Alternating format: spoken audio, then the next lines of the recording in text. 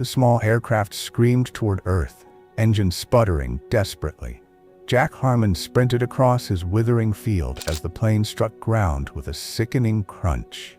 Through black smoke, he glimpsed the unconscious female pilot. Tearing at the jammed door, he pulled her free, seconds before flames consumed the cockpit. Some days change your life forever. For Jack Harmon, it was the day the sky fell into his failing farm. Hi everyone, welcome to In the Heartlight. Let's get started.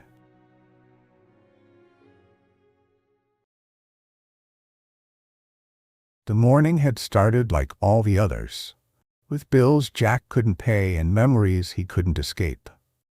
Standing on the worn porch of the Harmon farmhouse, he surveyed the fields his grandfather had tilled during the Depression, his father had expanded in the boom years, and that he was now watching wither under the merciless sun of the worst drought in 50 years.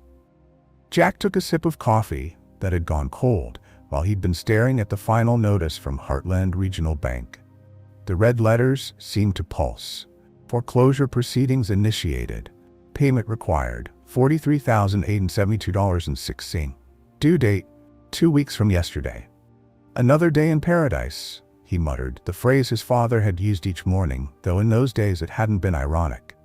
Inside, the farmhouse told the story of 3 generations. Photos lined the hallway.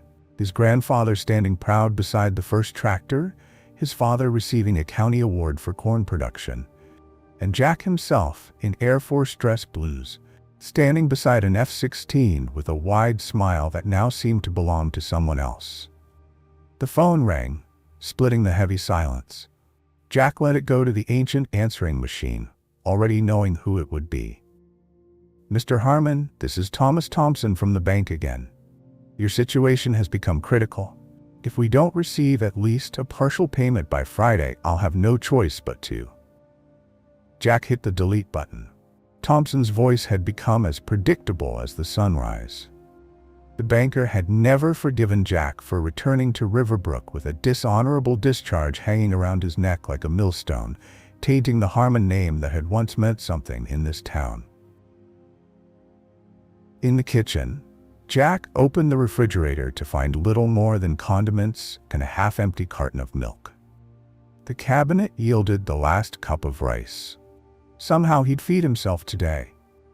Tomorrow was another problem. On the wall beside the back door hung his father's shotgun, and beneath it, a shadow box containing Jack's service medals and the Air Force maintenance badge he'd once worn with pride. The glass was dusty now. He hadn't been able to look at it directly since the inquiry, since the crash, since the words negligence and dereliction of duty had been stamped onto his record despite his protests of innocence. This land remembers. His father had always said that, pointing to furrows that still followed the same paths his grandfather had plowed.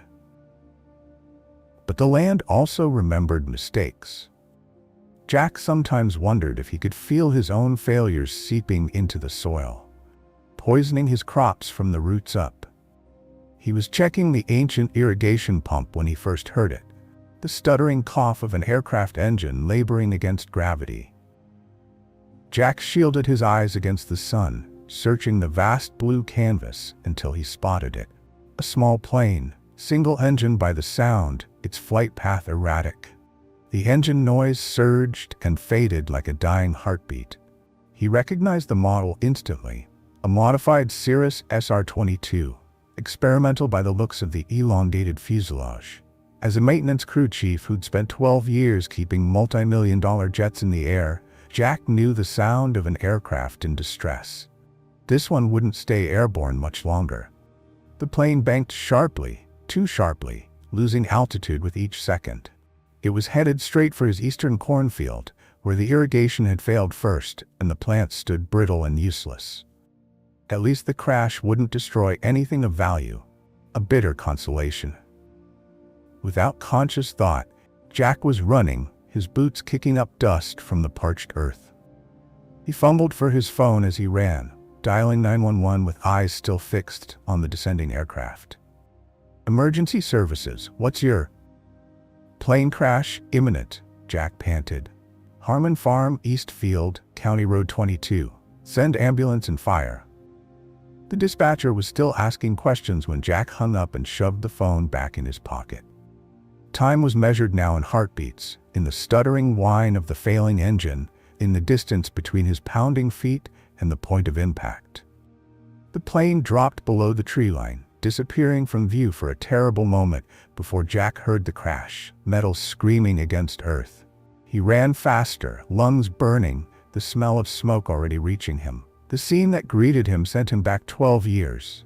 Twisted metal, leaking fuel, the terrible stillness that follows catastrophe. But this wasn't Afghanistan. This was his land. And this time, there was someone he could save.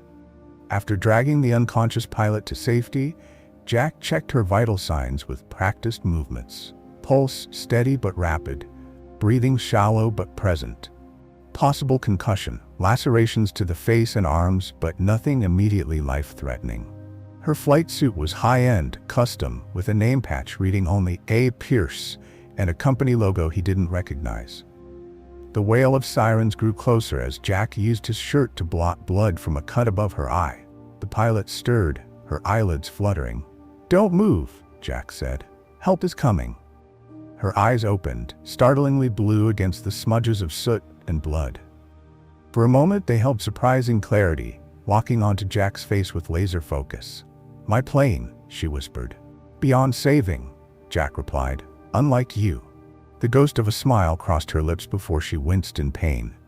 "You pulled me out?" "Yes, ma'am." "You military?" she asked, something in his bearing apparently giving him away. Before Jack could answer, emergency vehicles crested the hill, lights flashing against the golden fields. The moment fractured as paramedics rushed in, pushing Jack aside, their questions coming rapid fire. The local sheriff, Bill Hayes, approached with the weary expression of a man who'd seen too many tragedies in a small town. "Jack Harmon," Hayes said, not quite a greeting. "You're involved in another aircraft incident. Some might call that coincidence." Jack felt the familiar chill. Hayes had been among the loudest voices questioning Jack's account of what happened in Afghanistan. The sheriff's nephew had been in the squadron, though not on the flight that went down. "She needs the hospital," a paramedic called out. "Nearest trauma center is overrun with that bus accident from the interstate," another responded. "Hour wait minimum." The pilot's voice rose above the chatter, surprisingly strong. "No, hospital. Just somewhere to rest." Jack found himself speaking before he could reconsider. "She can stay at my place. I was a medic. I can monitor her condition." Hayes looked between them, suspicion plain on his weathered face. "That's not protocol. Your protocol would have her waiting in a hallway while a brain bleed kills her," Jack countered. "I've dealt with crash injuries before. I'll call Doc Mercer to check on her." Something in Jack's voice must have conveyed his determination, because after a long moment, Hayes nodded reluctantly. "Your call, Miss Pierce," the sheriff said, "though I don't recommend it." The woman's eyes found Jack again, assessing him with uncanny sharpness despite her condition. "I trust him," she said simply. And just like that, Jack Harmon, failing farmer, disgraced airman, solitary soul, found himself responsible for the life of a stranger who had fallen from the sky. "This land remembers," his father would have said. Today, it would remember something new. Jack settled the pilot, Alex. She'd insisted on being called, in his parents' old bedroom. Doc Mercer had come and gone, pronouncing her remarkably lucky. Mild concussion, various contusions, but nothing broken or permanently damaged. Rest and monitoring, he'd prescribed, with a meaningful look at Jack that said, "Don't screw this up." Alone in the kitchen, Jack stared at the contents of his refrigerator with new despair. Hosting an unexpected guest meant feeding her, and his supplies were dangerously low. The irony wasn't lost on him. His family had been feeding others from this land for generations, and now he couldn't even provide a decent meal. A knock at the door interrupted his bleak calculations. Margaret Whitley, his nearest neighbor at a quarter-mile down the road, stood on his porch with a covered casserole dish. "Saw the commotion," she said, pushing the food into his hands without waiting for invitation. "Don't you worry about bringing back the dish." Word traveled fast in Riverbrook. Before Jack could thank her, Margaret was already heading back to her car, her unspoken message clear. The help was for the injured stranger, not for him. When he brought a tray to Alex later, she was sitting up in bed, examining her surroundings with interest. Her gaze lingered on the farming trophies and family photos. "3 generations?" she asked, nodding toward a faded photograph of Jack's grandfather standing before a much younger version of the farmhouse. "Almost 4, Jack replied, setting down the tray. "My great-grandfather bought the original 40 acres after returning from World War I. And now it's yours." It wasn't quite a question. Jack's hand went instinctively to the foreclosure notice still folded in his pocket. For the moment, Alex's eyes, sharp despite the bruise darkening around one of them, caught the gesture. "Farming is a difficult business.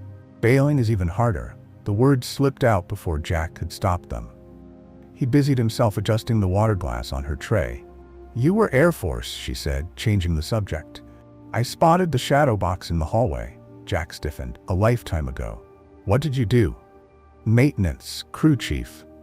Interest sparked in her eyes. "Aircraft?" "F-16s, primarily. Some rotary wing." Jack found himself answering despite his usual reticence. There was something about her directness that bypassed his defenses. "You fly experimental aircraft often, or was today special?" A shadow crossed her face. "The SR-22 has modifications I've been testing. Today was unexpected." "Engine failure isn't usually on the flight plan," Jack agreed, earning a small smile. "I should contact my people," she said. "They'll be worried." Jack handed her his cell phone. "Reception's spotty. Best signals by the window." She took the phone, then hesitated. "I never properly thanked you for pulling me out." The sincerity in her voice made him uncomfortable. Gratitude was harder to deflect than suspicion or judgment. Anyone would have done the same. "No," she said softly. "They wouldn't have." Jack left her to make her calls, retreating to the barn where he kept his tools and the few pieces of farming equipment that still functioned. The ancient tractor needed work if he had any hope of harvesting what little crop might survive, but parts cost money he didn't have. He was deep under the chassis when he sensed someone watching him. Alex stood in the doorway, her slight frame silhouetted against the afternoon light. "Should you be up?" he asked, sliding out and wiping grease from his hands. "I've never been good at lying still." She limped into the barn, examining the tractor with interest. "Hydraulic system problems?" Jack blinked in surprise. "How did you know?" "The fluid pattern underneath, and the way you were positioning yourself." She knelt carefully beside him, wincing slightly. "Mind if I take a look?" Before he could protest, she was peering into the undercarriage with the focus of someone who knew machinery. "Your pressure valve is shot, and that hose shouldn't be kinked that way." "I'm aware," Jack said, defensive. "Parts aren't in the budget right now." Alex glanced up at him, then back at the tractor. "You could fashion a replacement valve with that pump component I saw in the corner. It's not standard, but the pressure tolerances should work." Jack stared at her. "You know hydraulics?" "I know systems," she corrected, "and I hate seeing fixable things stay broken." Something in her tone hit too close to home. Jack changed the subject. "Your people coming to get you?" A complicated expression crossed her face. "I've bought us some time. Told them I'm staying to observe the crash site salvage operation." "Us?" Figure of speech. She stood carefully. "May I use your shower? I still smell like aviation fuel and fear." Jack nodded, watching her walk away with growing confusion. Who exactly had he pulled from that wreckage? His phone pinged with a text message later that evening. "Unknown number. Checks on her status will continue. Keep her safe or face consequences. Details on compensation to follow." Before Jack could process this, another message arrived from a different number. "Mr. Harmon, Thompson from the bank.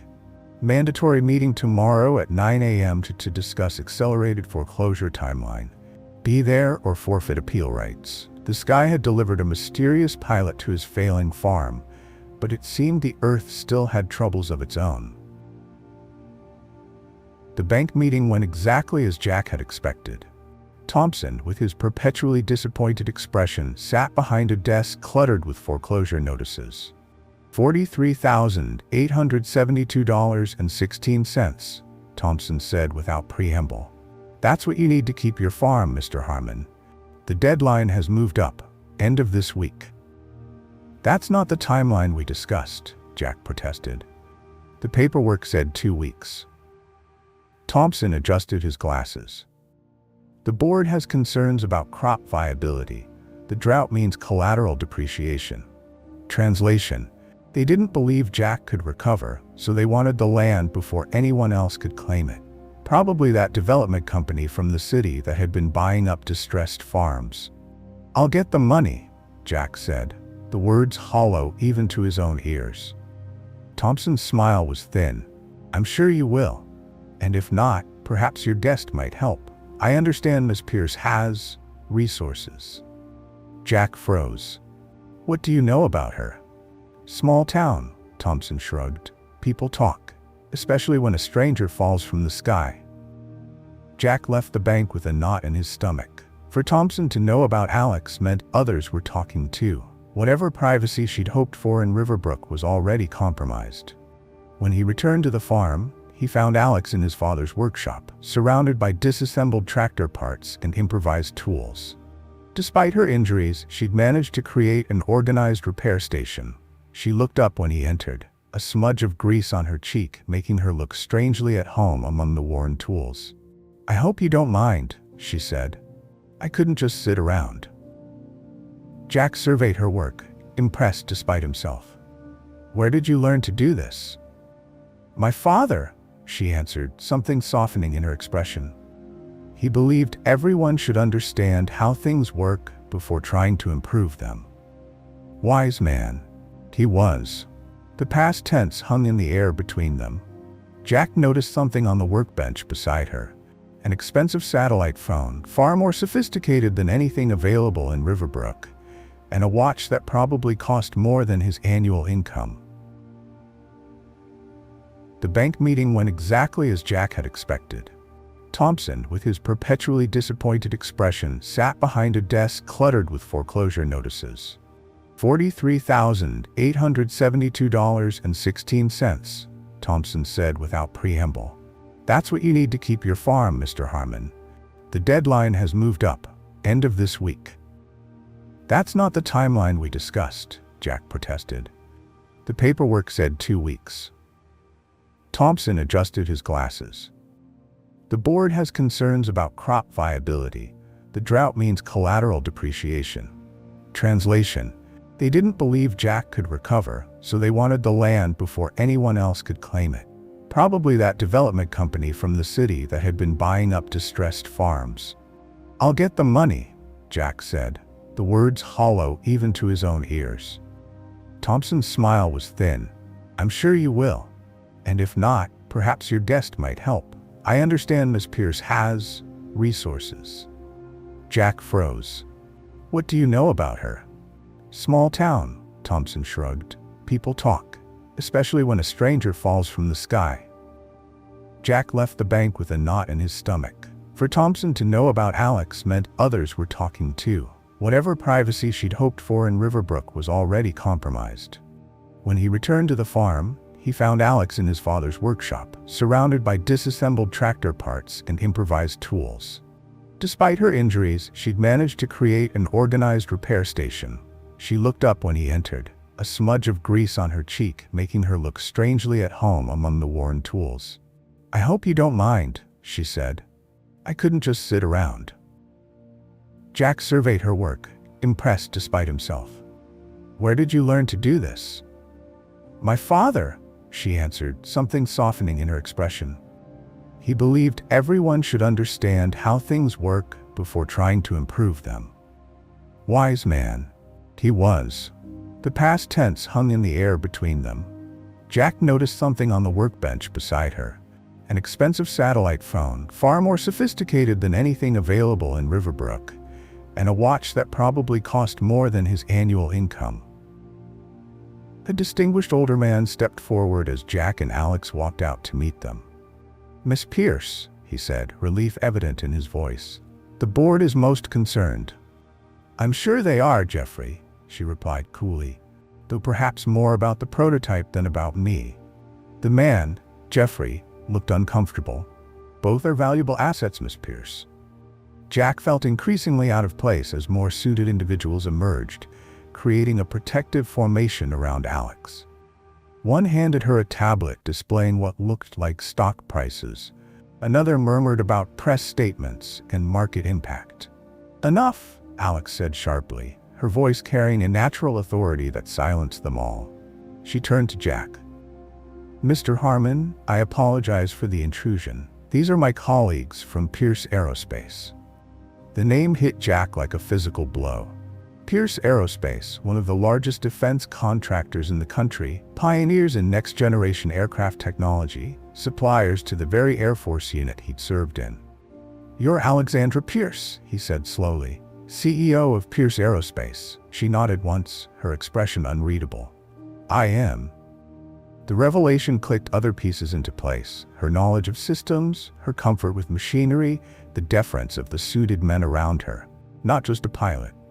A billionaire industrialist whose name appeared regularly in financial news and technology journals. "You crashed an experimental aircraft on my failing farm," Jack said, trying to process this twist of fate.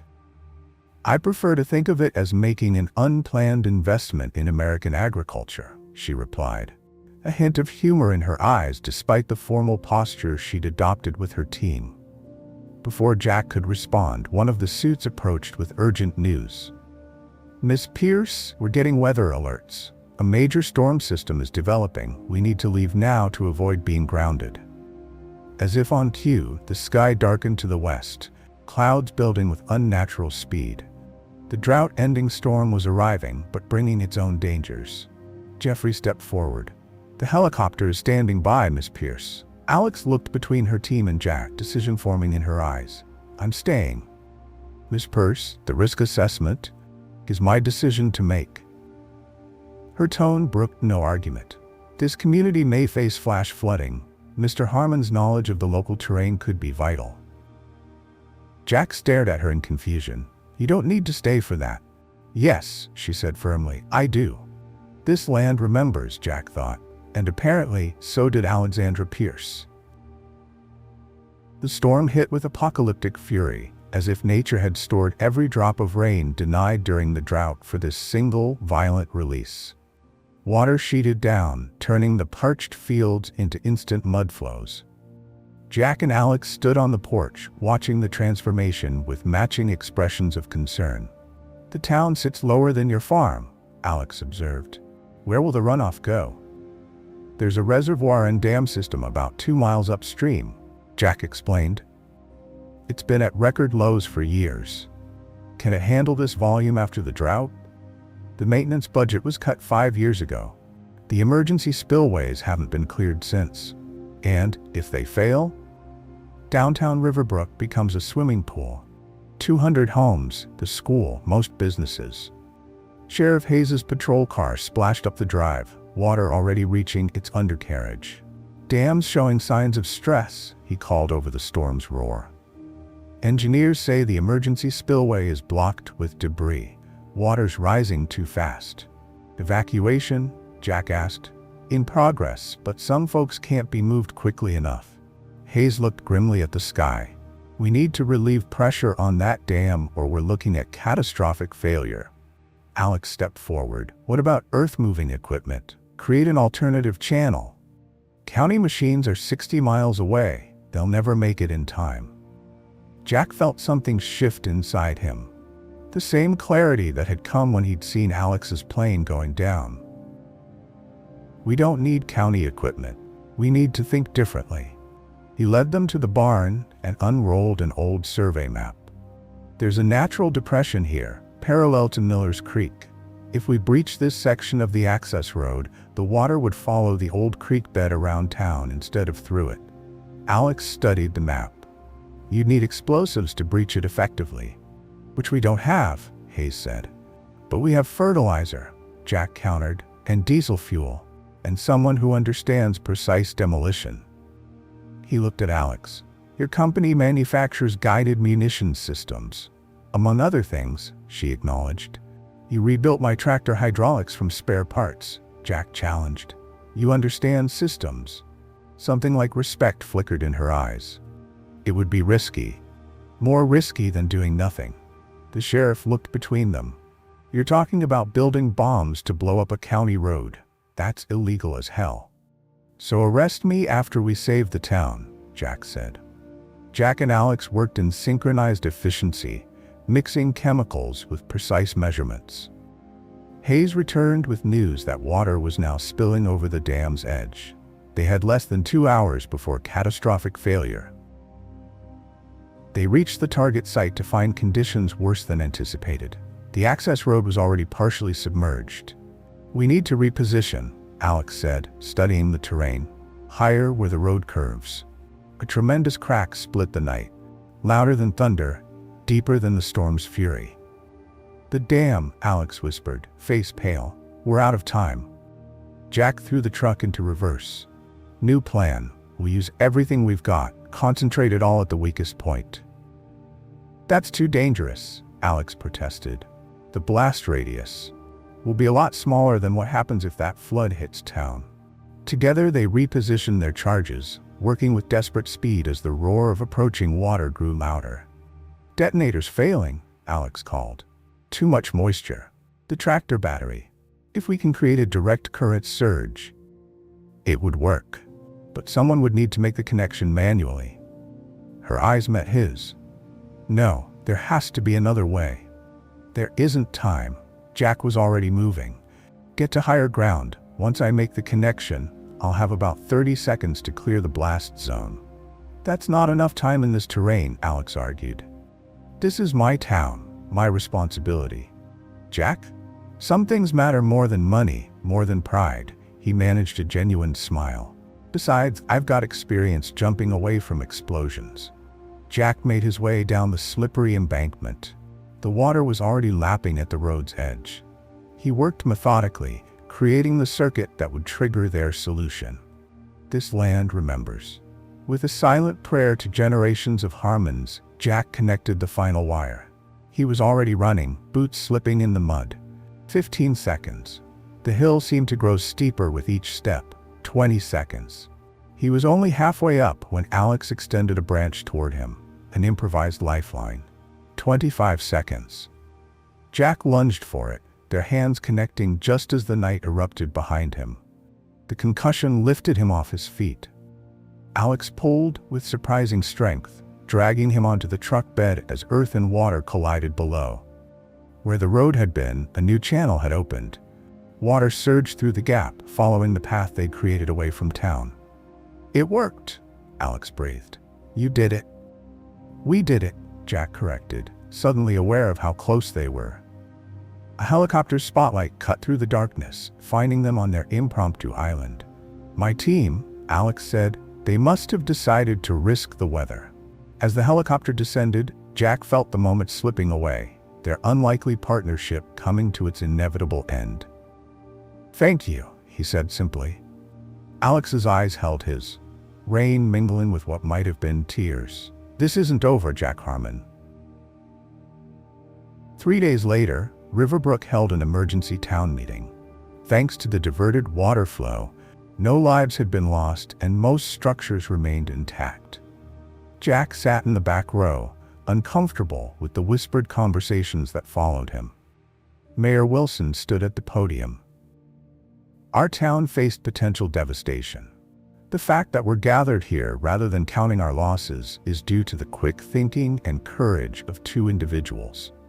Jack shifted uncomfortably as the mayor gestured toward him.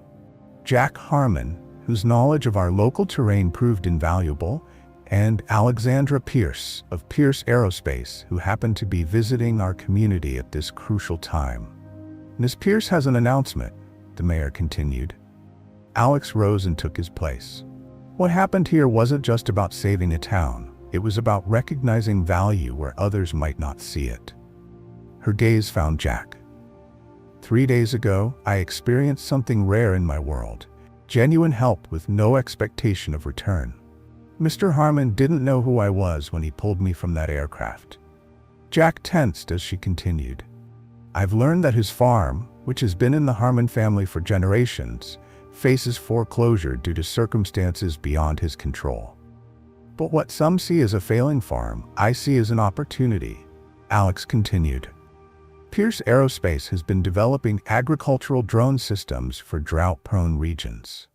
What we've lacked is a testing ground with historical data and an operator who understands both aviation systems and agriculture. Murmurs spread through the gymnasium as she outlined her proposal. I'm establishing a research division of Pierce Agricultural Technologies here in Riverbrook, with the Harmon Farm as our primary development center. This will create 27 local jobs initially, with potential for expansion. The crowd's reaction shifted from surprise to excitement, but it was her next words that truly silenced the room. Before we proceed, there's something else the community should know. Alex gestured, and a distinguished military officer in full dress uniform stepped forward. This is General Matthews, United States Air Force. He has information relevant to Jack Harmon's service record. The general approached the microphone.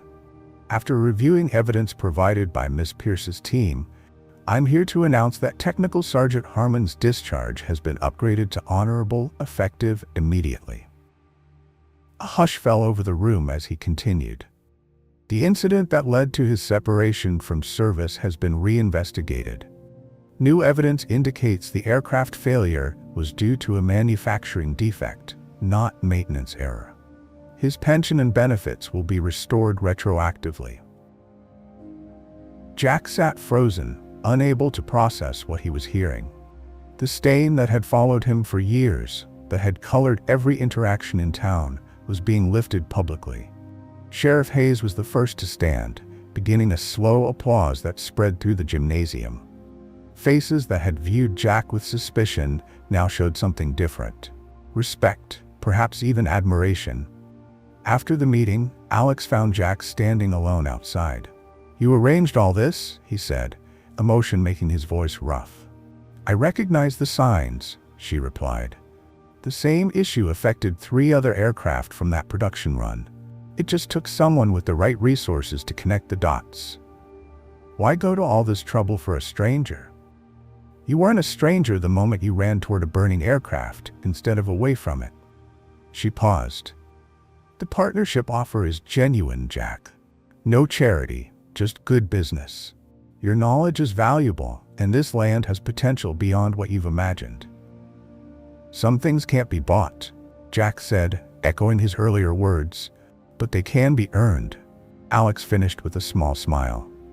All I'm asking is a chance to earn your trust. Thompson from the bank appeared, extending a hand that Jack pointedly didn't take.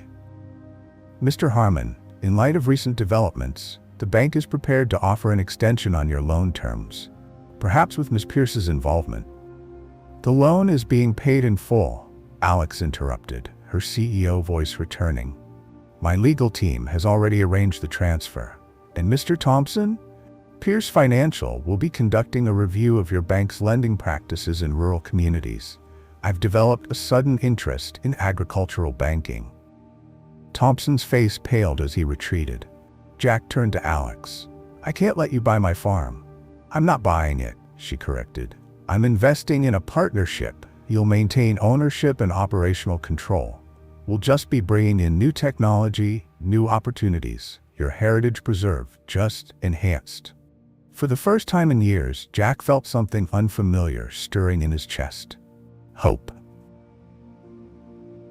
6 months later, the Harmon farm had transformed.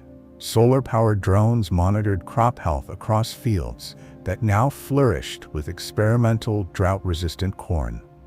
The old barn had become a high-tech research facility employing local residents, while Jack's expertise guided modifications to make agricultural technology practical for working farmers.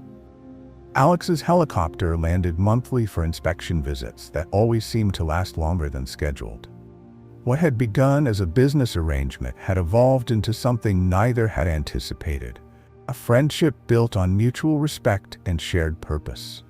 Standing beside the rebuilt irrigation system, Jack watched Alex examining soil samples with the same intensity she brought to aerospace engineering. "Sometimes I wonder if you crashed here on purpose," he said, only half joking. She smiled, that same enigmatic expression he'd first seen in his barn. "I believe in making the most of unexpected landings." "The town's talking about you again," Jack noted, "wondering when you'll tire of your rural adventure." "People always underestimate the value of roots," she replied, running her fingers through the rich soil. "Some investments aren't about quarterly returns." In the distance, farmers gathered for the monthly training session on the new technology. Faces that once regarded Jack with suspicion or pity now looked to him for guidance. Children from the local school toured the research facility weekly, inspired by possibilities they'd never imagined for their small town. "Your grandfather would be proud," Alex said, nodding toward the farmhouse where the family photos still hung, now joined by new images of reborn fields. "He always said this land remembers," Jack replied. "I just never thought it would remember something good again." The sun began to set, casting golden light across fields that gleamed with both ancient wisdom and future promise. A small plane circled overhead, one of their new agricultural spotters with a local pilot being trained by Jack himself. "Some things fall from the sky," Alex said, watching the aircraft's graceful path. "Others rise from the ground. The trick is knowing which direction holds your future." Jack nodded, understanding now what his father had meant all along. This land didn't just remember mistakes and failures. It remembered resilience. It remembered rebirth. And now, against all odds, it would remember how a failing farm and a fallen pilot had found unexpected fortune in each other. This land remembers. And some stories are worth remembering too. Hit that like button and subscribe to In the Heartlight for more stories that show the extraordinary in ordinary lives. Until next time, keep your heart in the light.